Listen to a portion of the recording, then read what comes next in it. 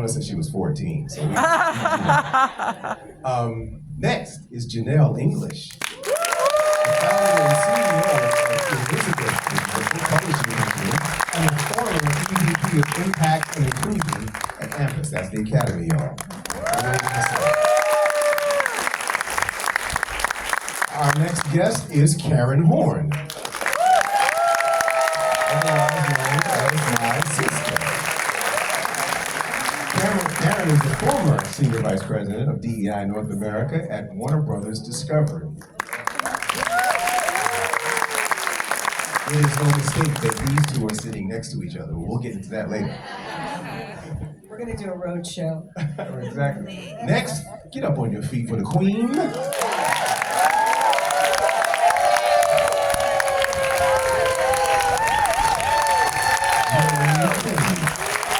Actress, broadcaster, spokesperson, and philanthropist. And author, soon to be up.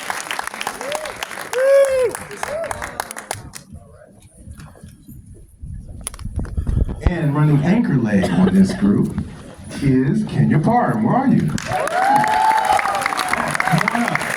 The Global Vice President of Community Partnerships at Spill, which if you don't know, that's the new hot social media platform, and you'll be knowing about it real soon. So, we're working at a deficit here, panelists, because we have a monitor in front of us that shows the same thing the audience is seeing, but it's really, really small. So if your eyes are like mine, it's not going to really help. You may have to crane your neck around at certain times during this conversation, because we have some visual aids for this conversation. Let's move on. Whose ice water is it cold? First of all, let's go to this. How many of you in this room are even familiar with this phrase? The white man's ice water is cold. And you got to be of a certain age. That's right. Raise your hand if you've ever heard that expression before. You got to be at least 45. For those of you who aren't familiar with the phrase, hopefully you're interpreting it as it is intended. The idea, obviously, is that if you put two glasses of ice water next to each other, neither is colder than the other. But we live in a system that conditions us to see one as being colder than the other. Let's talk about why that would be. And this is just foundational, panelists. So after we go through this foundational thing, we're going to get into the conversation. So that circle represents society. What you can't tell is the words SOCIETY. They're actually made up of little teeny tiny people, but you can't see it. But within a society, you always have a dominant culture, and they plant a flag, and they say that the space that they occupy or the way that they see the world is normal, okay? They own normality. Everything outside of their interpretation of normal is then otherized. That's the remainder of us, okay? So the question in the social engineering paradigm is that something we can attack? The circle that defines normal in this picture is dotted. The question is, can we permeate that circle and become a part of the norm ourselves? Or should we be just erasing the circle altogether and say it's all normal, right? And why are we talking about that? Because in social engineering, you have social determinants of health and wellness. These are the pillars that uphold any civilized society. You've got education and economic stability and community and environment and health. These are the major pillars. Well, what drives that philosophy is media. Mm-hmm. That's what we're all here about, right? But when I say media, I don't want you to think, well, let me put it to you like this. Media is comprised of at least two different factions. One is news and information, and the other is entertainment. And that's the piece that I think most of you are focused on, the entertainment piece. And that's what we're going to talk about now. To what extent is there a social engineering scheme that's working itself into the entertainment industry that we're all a part of, or trying to be a part of? So the first problem I'm going to ask the panel to answer is the difference between what we want for ourselves and what they want for us. Wow. Are they the same? Are they equal? Uh-oh.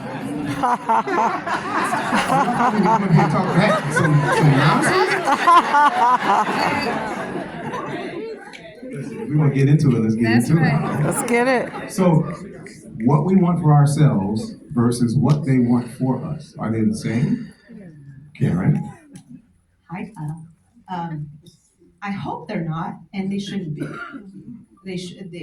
We should always be our best advocates, be our champions, and usually the they and what they want for us represents corporate, what they want for the bottom line of their companies, and that generally is not to best benefit the employees or talent in front of behind the camera or in the hallways at work. So I would hope that what we want for ourselves is very different than what they want for us, because we have to recognize that they represent the systems, which is the systemic racism of our industry and our country that have not been built for us. Word. Anybody have any agreeing thoughts, disagreeing thoughts? I often feel that what they want from us, in Lift your mic up just a little bit. in general terms, I feel they, and I don't like saying they and putting everybody in a bottle, because I've had some amazing friends throughout my lifetime that I would not put in this category of they at all. But I think what you're referencing is that sometimes most often they're looking for compliance to feed their agenda. And what we are looking for is that I want to be recognized for who I am. I'm not looking to comply to anyone else's agenda. I want you to see me for who I am and what I bring to the table. And oftentimes it might be at odds with what you think I should be bringing, but you should still be open to listening to what I have to say. Got it. That was great.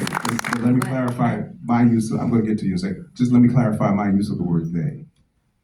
I'm referring to a dominant culture, which could be categorized in so many different ways, right? Right in this room right now, the NAACP is the dominant culture because we rented the hall. But in some other scenarios, someone else could be the dominant culture. Go ahead, you know. Yeah, I think it's great to define they, because something I've been really working on in my personal journey is, what is it that I want for myself? And where did that definition come from? And I think there's something really important for us as Black people right now to be questioning and challenging is, what do I want and who told me to want that? And I give you the personal example of, my journey before I joined the academy was very eclectic. I was living all over the world. I didn't know I was going to come back here. It was wonderful. It was bright. It was beautiful. It was all the things. I came back here and, like clockwork, every 6 months, Janelle, can you take on more? Can you do more? Oh, yes, you're killing it. Keep going, right? I get to the point where I was literally the youngest Black woman executive in that institution sitting on the C-suite. 35 years old, right? I did everything by the book. The book that my parents told me to follow, the book that my community told me to follow, the book that my mentors told me to follow. And you get to that point and you start to question, wait a minute, is this actually what I want for myself? Or is someone controlling a certain narrative? And this is where I think we need to hold Hollywood accountable in terms of what narratives are even being put out there, because that is also infiltrating our ideologies of ourselves. And it's controlling our own narratives and ideas of what we want. So sure, I would say what they want, what we want, it's all the same, because they're controlling what it is that we want. And until we start to shift that, there's still going to be this tension that exists in this industry. I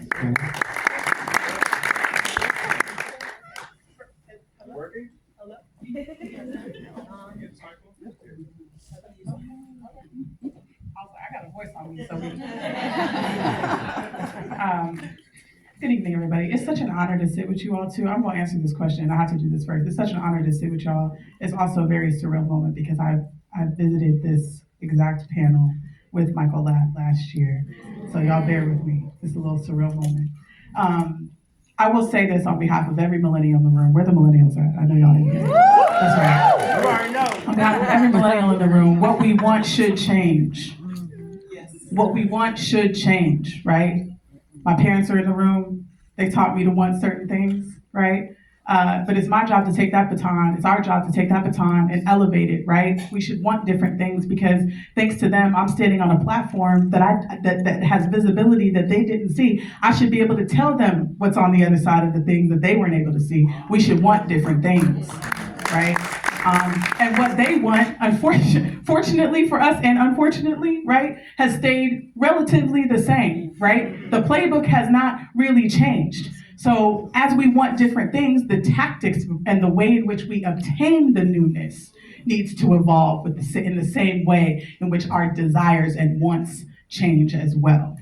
I was just gonna, very much what you were saying there also is that if we all do the same thing as what they want us to do, then the disruptors in the world are never gonna get a chance to change the world, right? That's what we need. That's diversity at its best, right? Having a diverse sense of thought, a diverse sense of being in the room, that changes, that's better for our business, right? So if we just did what they wanted us to do, it's like robots in a factory, right? And that's not how we're gonna change the world to make it better. And I'd like to, I'm sorry. I'd like to say another thing is, I've been writing a book now for 25 years. Okay. It's my autobiography. And the one thing that I have found is I never knew what I wanted, really. You know, those, like you said, it changes, you know, those dynamics change. And what I would hope is that you would all be open to those changes. Don't go through life with blindfolds on thinking that this is my agenda, this is what I want to do. But open up your view, be willing to look at the flowers along the path and maybe say, you know what, maybe I should go over here instead. And if you here I am at 72 years old and I'm still finding who I want to be. Not to be arrogant to speak for everybody, but I think what we want is equity, justice, and power, our earned power by any means necessary. Yeah. And they want for us to maintain the status quo. And that means that we stay the least of these. Because it works for them. And when I say them, I mean an industry that is often, and we have to be honest, hijacked by a white supremacist mindset. Come on. And so if we gain power or take the power or own the power that we've created, we've already upset the apple cart. And I think that in this discussion, we can talk about what we want, but we can also talk about what obstacles prevent us from getting what we want. Because we being very powerful people in terms of justice and pushing forward are still in a place of lack. And how is it that we keep maintaining the worst of what they want to provide for us, even though we give the best of ourselves? Wow. This is not new. This is not new. You know, this is the same agenda that we fought against in the 1970s. Yeah. When I first came to Los Angeles, when I first started in this industry that was supposed to be representing us as people. When these, what they call black exploitation films, actually saved Hollywood because That part. Hollywood was losing so much money. And when they found out that we would go see these black exploitation films, they kept making them. Then when they didn't need it anymore, and they never needed women in those, you know, it was always, they were using men, you know, to be the strong force, you know, and it was always an uphill battle. It's never changed. I'm sure if you asked Dorothy Dandridge, Lena Horne, they would be here saying the same thing. I think if we're going to really interrogate the question, though, right, like a moment of honesty, even for those of us who identify as disruptors in this room, right, complicit agitators, right, at some level, if we identify ourselves as the collective we, what they want is to be comfortable, and we want the same things by the way in which we are acting.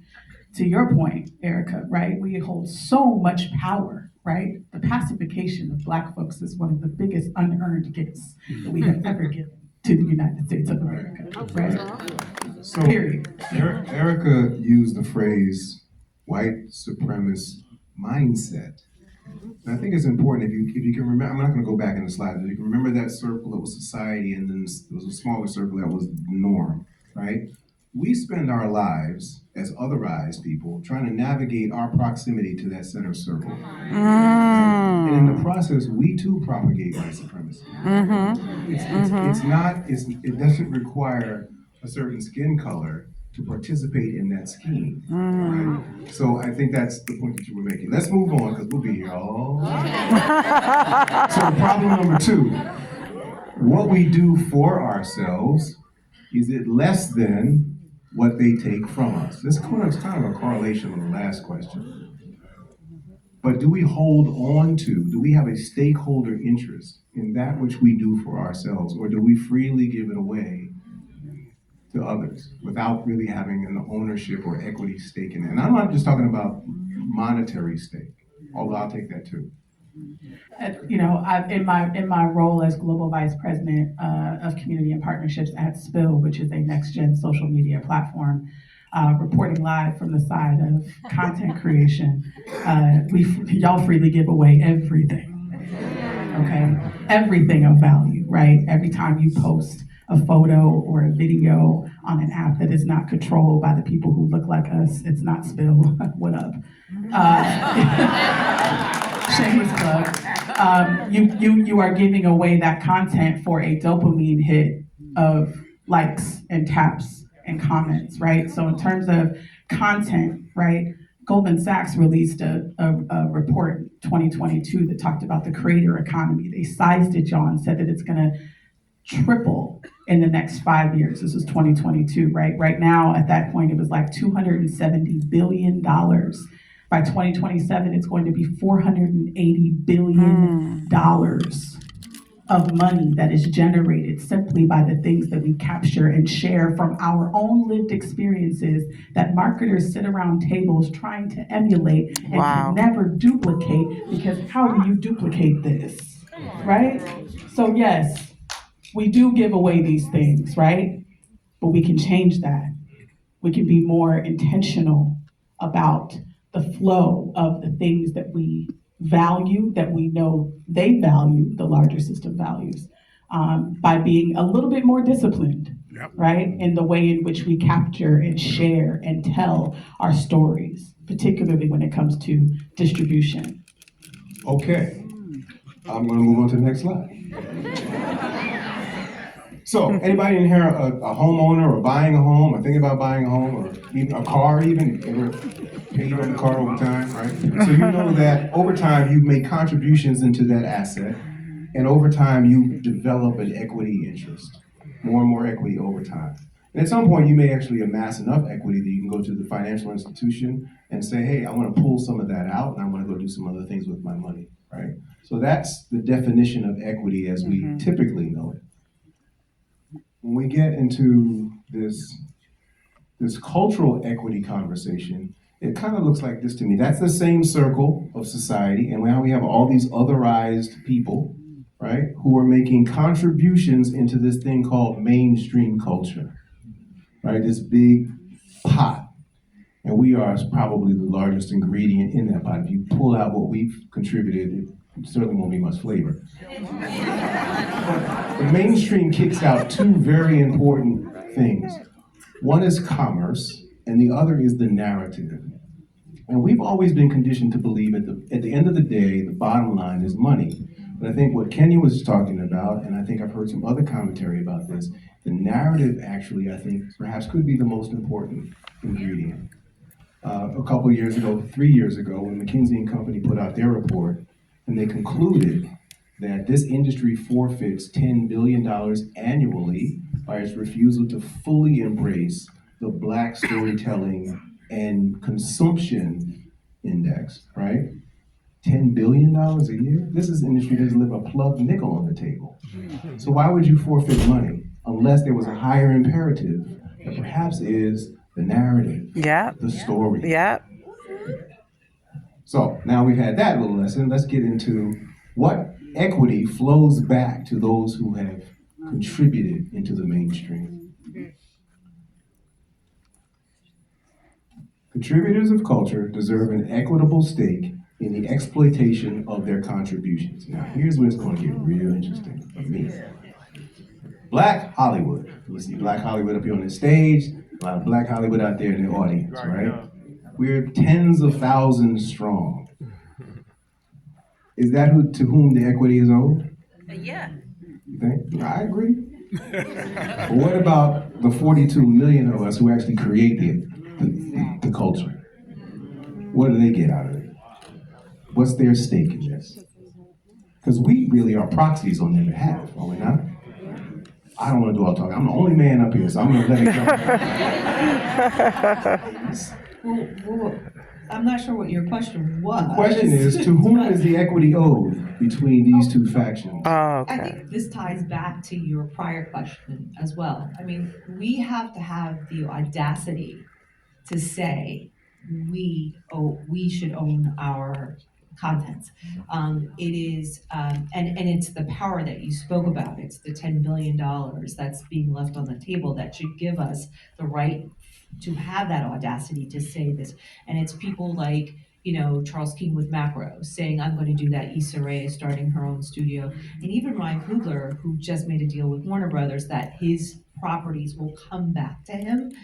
Maybe his heirs will see it at some point, but his profit, that what he creates will come back to them. And it's because they have had the success in their lives that they now have the audacity to say, I need ownership of my work. And I think that we don't, as a group, don't believe that we have that right to that audacity. And I think that's what we need to start understanding, our power and that power of our money. I actually think deserves got nothing to do with it. We deserve everything. We've earned it. And so the rules are not the same. We're playing in a game that I know people use this word a lot in politics that's more than rigged. It's just, it is what it is. And I don't think you can win in a place where you have to use their distribution systems, their production companies, their representatives. You have to always go back to that bank that has always already shorted you your money. They put you in something where, I've spoken about this before, where we're redlined. We're not even valued the same way. We can have a house, you talked about the house, it's sitting there. We ain't starting out at the same place as anybody else's house, but we're coming in the door, guaranteed probably to add more value than anybody who has the same house. We're so used to having to work with nothing that our house that we get, which is just a floor usually, with some dirt, we build it up. They come and buy it at a loss and then sell it dear. I mean, what are we talking about? Here we are in a system that is not leveled in a way that we can talk questions. We can ask for it, we can demand it, but unless you're running those systems, unless you really are in charge of the way that these things evaluate us. I mean, one of the things that you're talking about, and I know it's going to come, is Taraji's conversation. She's talking about equity, and you're talking about who deserves what. Do they deserve it? No, definitely we deserve it. But by the time it gets to us, our dollar is turned to 20 cents. But Taraji is talking about a certain type of redlining, something that you can't beat, something that you can't negotiate around, because it's how they see you. And you put me down with game, which I won't say here, maybe you will, but on how that works, on how they value us. But I said, if you're not valued at the same, in the same position, or if they've already somehow see you as being toxic, and they can take advantage of you and continue to tell you you're toxic, even though you keep saying, no, look at how well I'm doing, look at how much I've given, so what? You're still going to be devalued in that space. So I don't know. I mean, these are questions that I keep going, that if you're in a space of white supremacist policies and legislation and institutions and all of that, and you keep knocking on that door thinking you're going to get a fair shake. Come on. That's what,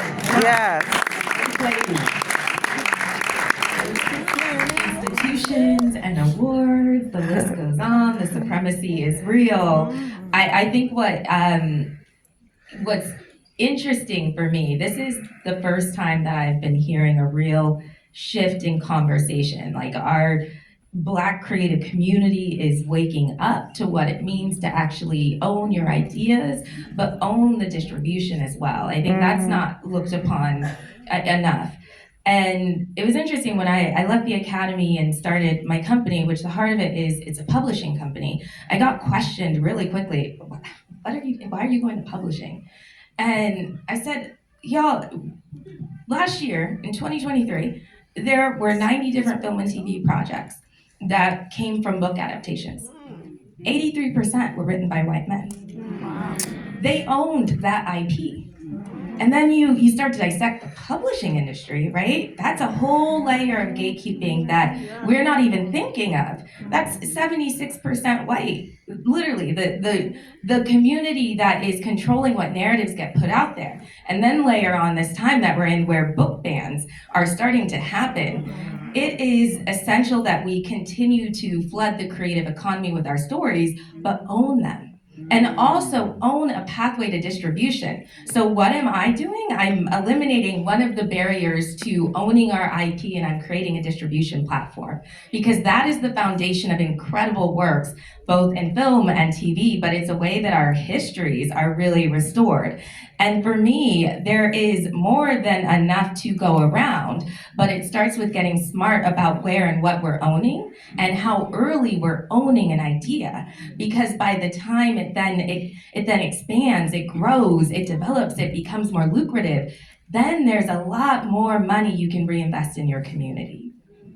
There's often a problem that when you create something, especially in this industry, you create something, and let's say it doesn't do the same numbers that they would have their products do. But it's not because the product is less. It's because you don't have the ownership that you're talking about. You don't have the distribution. You can make an amazing film, but unless you get it into the theaters, unless you get people butts in the seat, you're not going to be able to make the money back to clear your budget. And those are the things that they've been trying to keep away from us, that the ownership. And that's where we have, yes, we can go out, we can write a script, we can film it, we can edit it, we can make a finished product, but how is it going to be seen and at what price? But we also know that Black films overperform.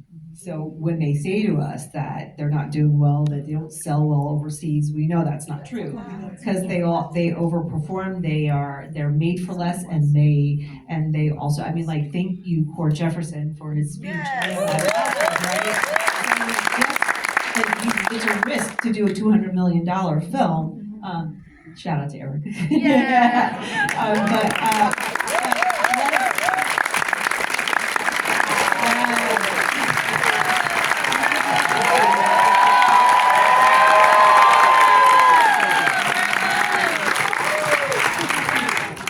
But let us do films and know that Black films have never underperformed. They've always overperformed. And the same thing with creator content, right? Creator content, just like Black films, that creator content that comes from communities that have historically been at the margins. And I'm going to broaden it a little bit, right? Because we got a lot of communities that have historically been at the margins, particularly Black folks.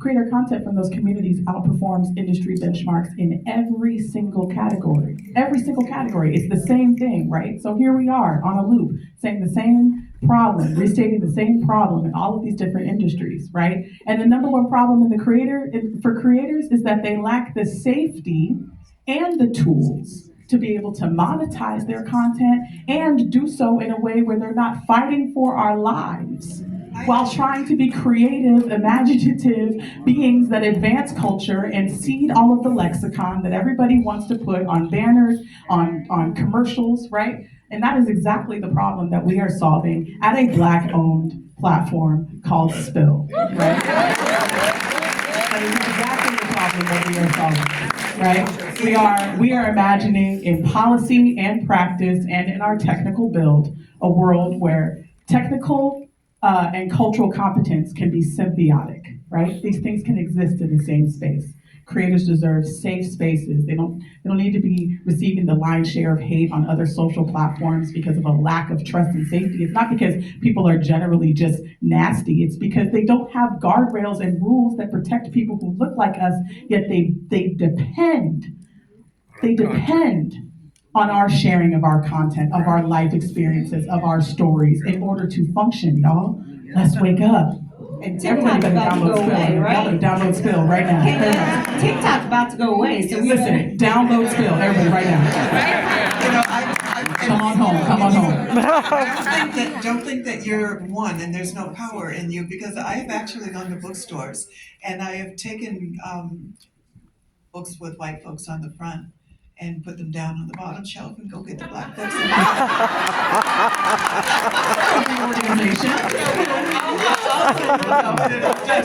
Queen just said that. So I think Jane just hit the nail on the head for what I was feeling. Thank you. Which is I'm hearing a lot of energy around how powerless we are. And I think there's so much power in us just taking command of our eyes and our ears. We are deciding when to contribute our own eyes and ears to someone else's agenda. But we can make a different choice. I think media literacy is really the silver bullet solution. The more discerning we are as consumers, as viewers, as users, the more the industry will have to course correct to adjust to our new enlightenment. And that probably will get us closer to where we're trying to go than us ranting and raving on the outside of the gates. But we are not powerless. Please, let's not go down that road. Okay, we've come too far to believe that we're powerless. Moving on. Now this was discussed earlier, right? National Pay Equity Day, which was yesterday, symbolizing how far into a new year a woman must work to receive the same wage paid to men in the previous year. And some of these metrics were also discussed earlier. These are different groups of women and how far into the following year they must work in order to achieve the same pay that was paid to men in the previous years. I'm sorry you guys can't see this in front of you. But as was said earlier, for Black women in the upper right-hand corner, it's July 9th. 66 cents is what's paid to a Black woman on general as compared to a man. Moms, where is that? Oh, down here in the left-hand corner. August 7th. Latinas, October 3rd. It's insane.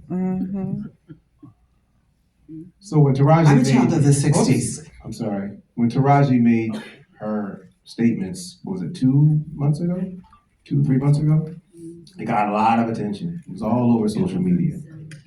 And a lot of people reacted as if it was a new phenomenon. It's not new, you know? Well, it's not new. I was, when I worked on the NFL Today, I got $40,000 for the whole year. And I had to travel back and forth, Los Angeles to New York every week, back and forth across country to do all the interviews with the athletes. $40,000. Wait. You worked on the NFL Today? I'm a child of the 60s. So I went through Vietnam War, Vietnam protests, Black Power, presidential assassinations. So to see Irv Cross on the set of the NFL Today, it was like, oh my God, this isn't really happening, There were no opportunities in that field for anyone else of color because they had their one. Good afternoon, everyone, and welcome back to the NFL Today. When it came time for me to audition for the NFL Today, I understood what my agents and people were telling me about they're not looking for a Black person. The choice of Bud Wilkinson as head coach of the St. Louis Cardinals was a major surprise. Wilkinson, who led the University of Oklahoma to 3 national championships, has been out of the coaching the past 14 years. What I remember most of all is how spectacular you were in that audition. CBS Sports audition with Jane Kennedy. Take 1. The choice of Bud Wilkinson. Auditioning teleprompter copy, and then 5 minutes with an athlete.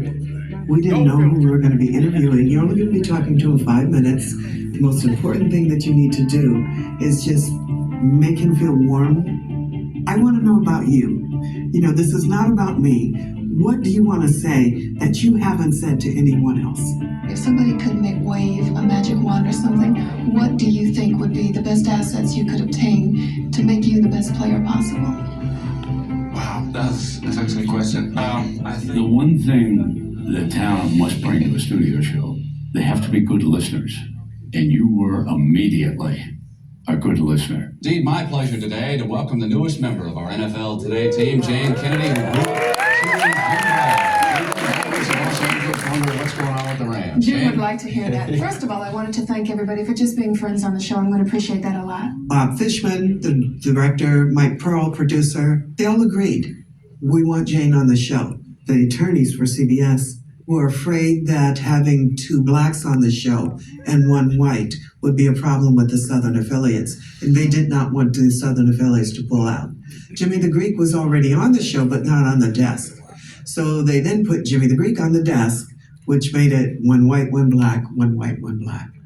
And that's how I got my job, but it still was only a 6-week trial period. I knew that Jimmy the Greek was on and Brent was on, but I watched because of Jane Kennedy. The first time I saw Jane Kennedy on TV, number one, I said, oh my God, she's so pretty, look at her hair, look at her skin. And then I thought, she's so smart. Tom, ever since I've known you, you've always been very laid back. Are you really serious about all this Hollywood stuff? Oh no, Jane, it's so weird. I've never seen anybody like her doing what she did on television during that time. And it made me so proud. Oprah Winfrey told me every Sunday, Gail and I would sit and watch you, and she would say that you made us believe that we could do this too.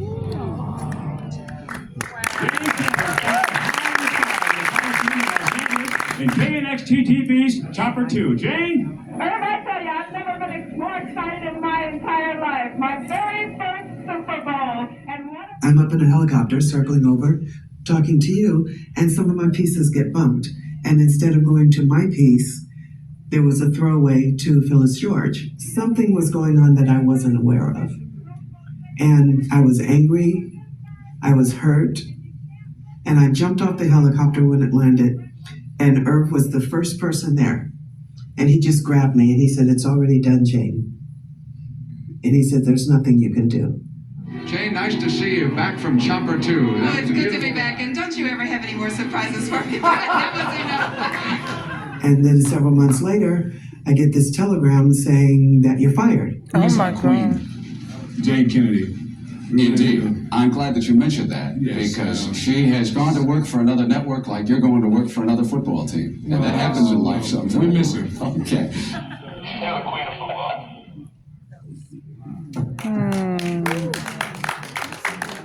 All right.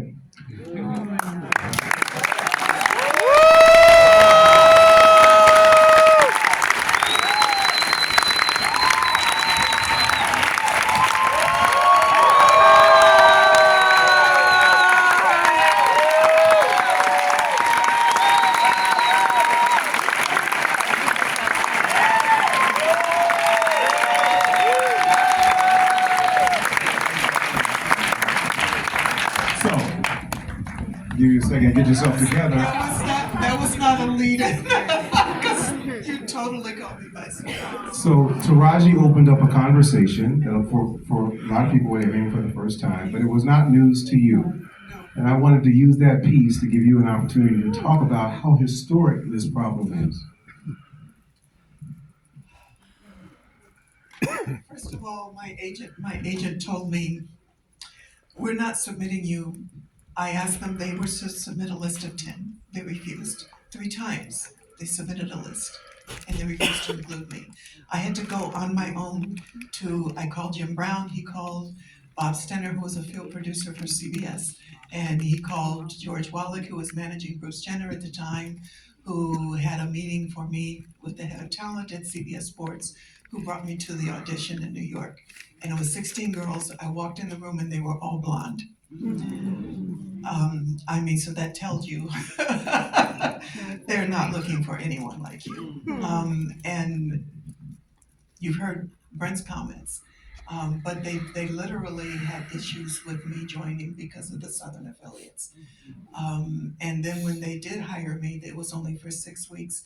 And I was 2 weeks in to the contract and struggling, to just make my place. They refused to give me any training that I requested. I had been on camera for 8 years as an actress, but I had never done live sports broadcasting before. And I asked, can I just go in the studio and fiddle my way through? I'll train myself. No, there was no assistance whatsoever. But I overheard the people at Sports Spectacular arguing they wanted a post-fight interview with Muhammad Ali when he was fighting Leon Spinks in New Orleans that night. It was a Friday night. And they're arguing, and I chimed in, I can get you the interview. So I don't know why they believe me, but they put me on the jet. Sent me to New Orleans. I called Ali and I said, hey, he said, I'm leaving the key for you. I will come by right after the fight, have your crew in my seat. And he said, and I'll be ready and I'll do you before I go to ABC and do all of the interviews. I got it. They aired the piece on Sports Spec Saturday, piece on my show Sunday, Monday morning. I got a call from CBS Sports hiring me for the rest of the year. Wow. We have to go above and beyond. We always have to go above and beyond. And we can't be afraid to try, to make those difficult choices that sometimes, I could have just said, Ollie's never going to do this. But I called him anyway. And then I did Greatest Sports Legends for 6 years. They've been having trouble getting Bill Russell. They wanted him on the show. When they hired me, they called Bill and they said, Jane is doing the show. And he said yes. And when he showed up, I asked him, I said, why?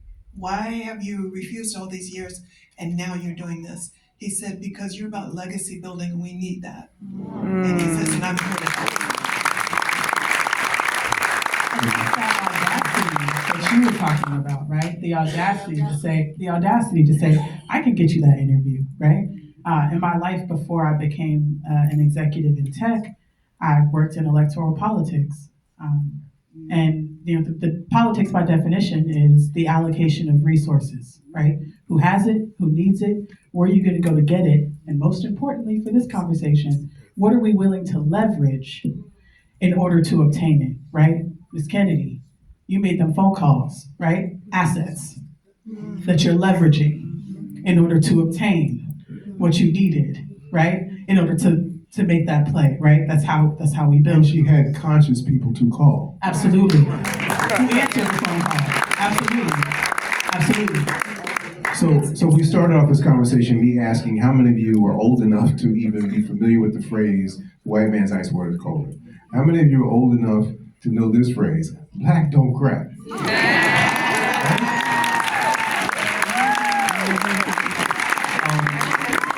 We're gonna wrap up this discussion, and there's one more presentation that we need to make. But I want to go down the line and give you all an opportunity to weigh in once again on this question of equity versus inequity. You can make it specific to your lives as Black females in Hollywood. You can make it more general about our community in general. I just want to hear from each one of you.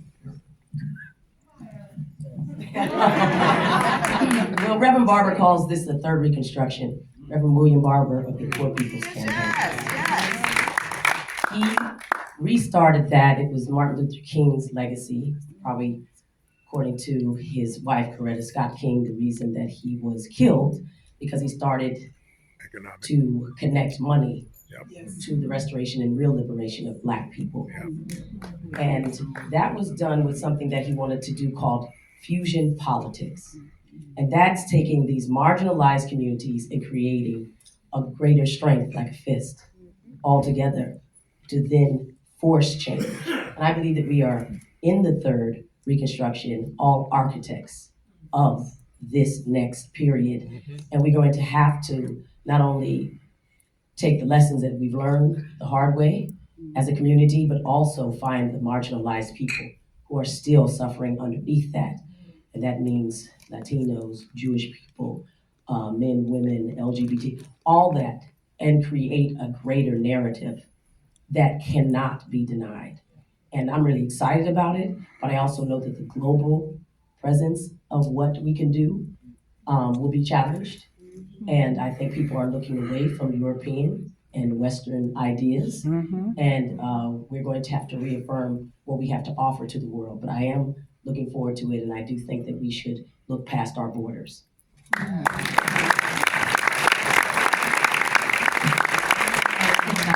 Agree more. And interestingly, I think it's going to be Black women who facilitate. Always. And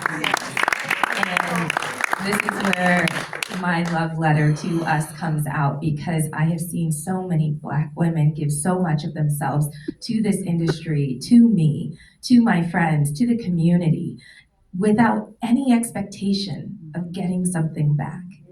And that selflessness is incredibly powerful, and yet it's also incredibly exploited. So my offer and my ask, and I read a lot, a book that I was introduced to this past year, written by Tricia Hersey, Rest is Resistance.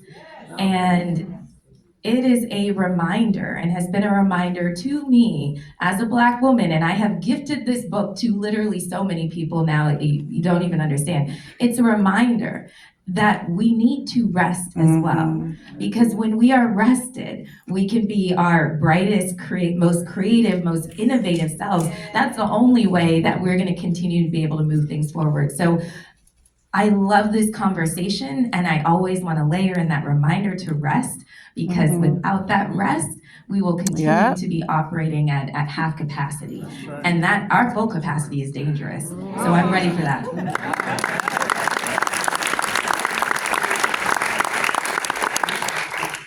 So coming at this from being inside, for all my career, what companies don't want you to do is to talk about how much money you make. They don't want you to share your salaries with your colleagues, because if we do that, then you will know. I was not at my last company, but another company.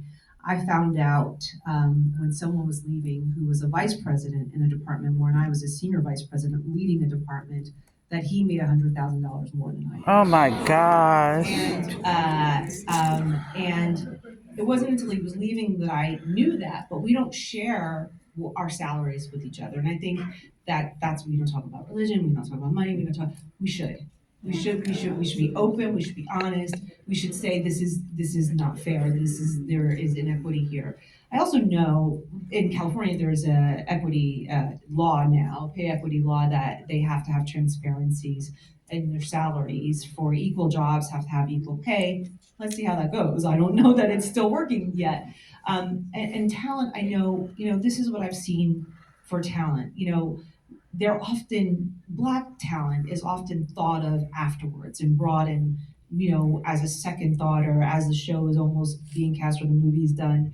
And when that happens, their excuse is that we're out of budget and we have to pay you less, right? And we cannot be an afterthought here. We have the power to not be an afterthought. And so I guess if I would leave you with anything, it's just to be transparent, to know that you can lift others up in that pursuit of transparency, and that we have to stop being an afterthought. We cannot allow us to be afterthoughts anymore. I have been working in this entertainment industry for 15 years before I was actually able to be paid the same thing that I didn't have